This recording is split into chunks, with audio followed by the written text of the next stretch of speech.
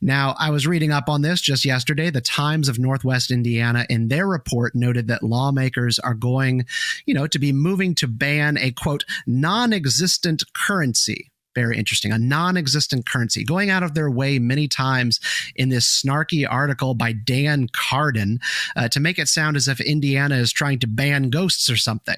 But CBDCs are real, people, and they could become more real and relevant to your lives. So let's discuss it. I am joined now by Yael Ossowski, Deputy Director of the Consumer Choice Center, an expert on all things involving central bank digital currencies and crypto.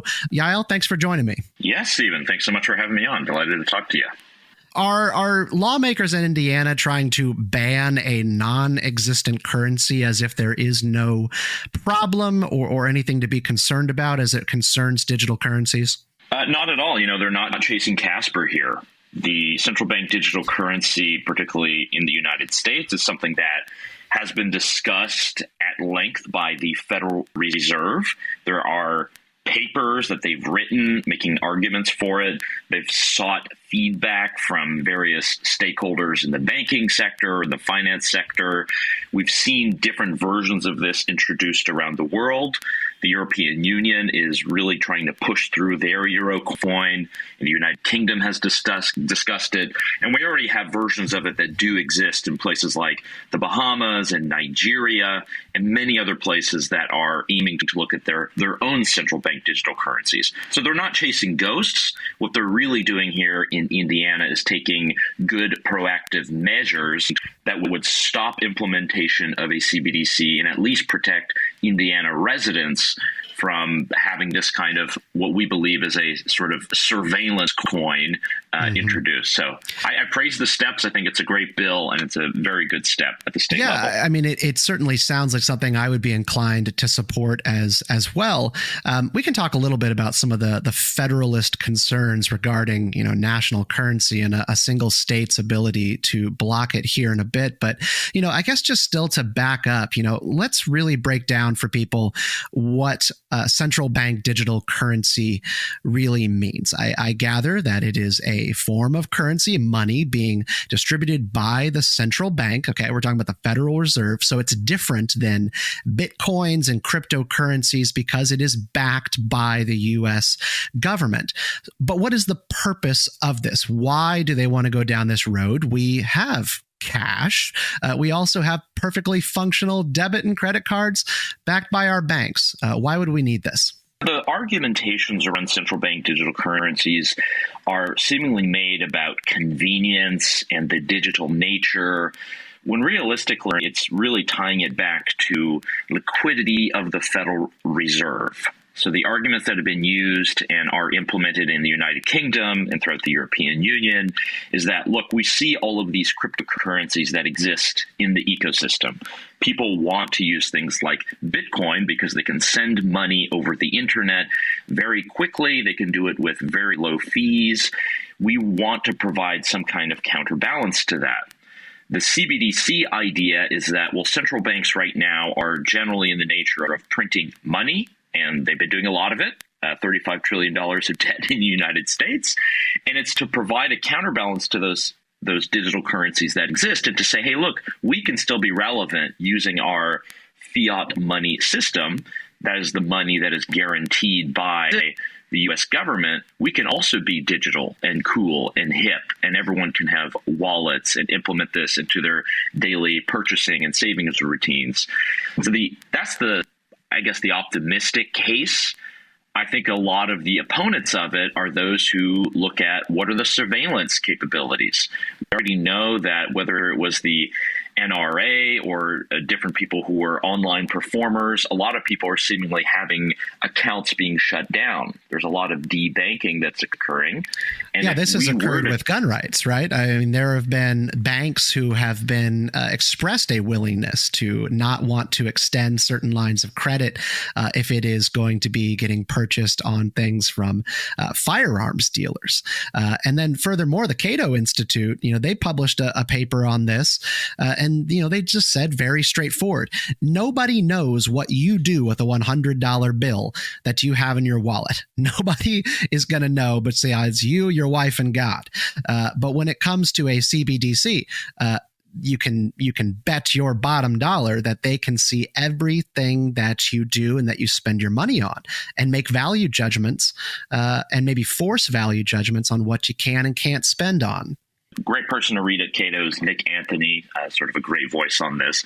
And that is mostly the concern, is that right now when you have your transactions, your trips to Starbucks or to the restaurant or to the grocery store, those are things that perhaps your payment provider, whether it be Visa or MasterCard, will have, and your bank. But now we have a central bank digital currency. That information will be logged directly with the Fed. And they could implement easily some kind of AI blacklist.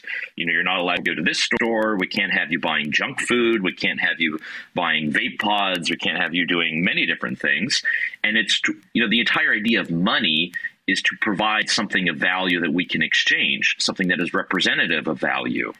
And we have these alternatives that do exist in the digital sphere because people are finding they just function better. And giving a government monopoly to that in the digital sphere is very dangerous. So I think at the state level, like you mentioned, there are constitutional questions. Can a state do this? What they have been able to do and articulate in Indiana and some other states like North Carolina is that we can actually just put the stop on our state agencies from touching or testing CBDCs. That's legal. That's constitutional. It's not going to stop the Federal Reserve's future plans on CBDCs, but it does give a little bit of protection at the state level, which is a good thing. What happens if Congress actually comes around? This is like one of the most controversial items I've ever heard discussed. So I could not imagine Congress actually gathering together to pass a CBDC law, instituting it nationwide. But what if they did? What happens in Indiana? You can't really resist that, at least under the guise of, the Federalist Papers and the structure of the Constitution. I think what it would do, which is very interesting, and we had early on in the American experiment, is that there would just be sort of a divided class of currencies that people use. There would be these CBDCs in circulation, but then there would be perhaps this old US dollar. Perhaps there would be other tokens or coins connected to gold. We used to have a lot of currency competition in the United States. It's really since we've had the Federal Reserve in 1913 that we've had this monopoly on money generation, issuance, and circulation. We used to have gold and silver and representative notes that were used by multiple institutions. We had state banks that were there. That was sort of Andrew Jackson's big thing. Killing the national bank was a big mantra of the 1800s. So there would be a lot of tests and stressors, but I actually have a lot of faith in the American people and our American system of government. Congress right now has no will to do this. It's not a very popular idea. It's something that Trump has talked about. It's something that he's definitely tried to put the blocks on. He said if he is elected, there's no way this will go through. So I think a lot of people have woken up, and it has to do a lot with the future of money, the future of banking, the future of payments. And I think that rests in the market and with innovators and not necessarily with the government. We've got just here about 30 seconds. So just to close us out, what I think about immediately is what you mentioned earlier, which is the nature of control and centralization. If you were to have CBDCs, you could, in theory, enact things like quotas on different products that you can buy. You can actually have the government pick and choose which products are okay to have it, during a national emergency, during a climate emergency. They could cut you off from certain different kinds of products. And I have seen some prohibitionist types even suggest that CBDCs could be used to enact cleaner living and to cut people off from alcohol after certain hours or stop them from making purchases if they have a problem with alcohol. It's a pretty shocking lifestyle control mechanism. Yeah, indeed it is. And, there are a lot of private actors that have been doing this and banks. And, we have a rule of law so we can kind of combat against it. But if it's embedded in the system and it's native to the currency, that's an entirely different issue. I really do applaud what's happening in Indiana. We need to have these measures. State legislatures are important to guaranteeing our freedoms and liberties. And I would continue to call on other states to very much do the same. Yael Ossowski, Consumer Choice Center, thanks so much for talking to us. We'll be right back after a quick break. You're listening to WIBC 93.1.